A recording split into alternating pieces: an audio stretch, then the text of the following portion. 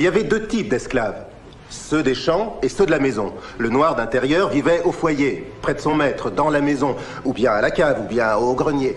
Il était bien vêtu et le maître lui laissait les restes de sa table. Et il révérait le maître. Je crois qu'il aimait son maître plus que le maître s'aimait lui-même. Quand le maître disait « Nous avons une jolie maison », il disait « Oh patron, nous avons une jolie maison ».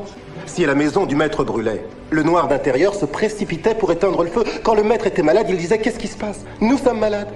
Nous, vous voyez, c'était la façon de penser du noir d'intérieur. Quand un autre esclave venait pour lui dire « Fuyons, il faut se séparer de ce maître qui nous maltraite », et pourquoi? Que pourrions-nous trouver de mieux qu'ici? Fuir, mais je ne veux pas m'enfuir.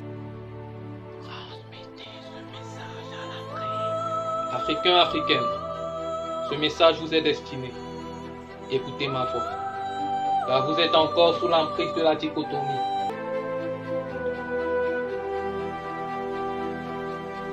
À l'époque coloniale, les tyrans ont usé d'une méthode infaillible, l'art de diviser pour régner. Ils ont divisé à partir des armes, à partir des livres, et l'Africain opprimant l'Africain. L'Africain tua l'Africain. Africains, ce sont vos frères qui vous ont capturé.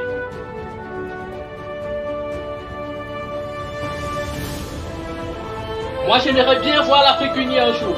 J'aimerais bien, car l'Afrique unie, c'est effrayant. L'Afrique soudée, c'est la terreur des tyrans. Malheureusement, les Africains, ils ne sont même plus africains. Les femmes africaines s'appellent Priscilla et les hommes s'appellent Roberto. Ils adorent ces noms. Observez vos enfants. Pour eux, être blanc, c'est un luxe et être noir, c'est une précarité. Professeur, quels sont les obstacles qui se dressent devant l'unité africaine? Les autres ne veulent pas. Jamais, jamais, au grand jamais. N'oubliez jamais, un peuple uni, jamais ne sera vaincu. Partout l'on vous néglige, partout vous êtes le peuple pitoyable qui a subi des siècles d'esclavage. Mais c'est fini les lamentations, Afrique. Si tu sais que tu es si puissant que ça, écoute Afrique, dispersé, tu seras à tout jamais vulnérable.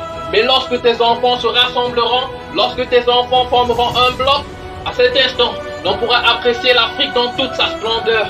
Une nouvelle ère pourra débuter, l'ère de la prospérité africaine.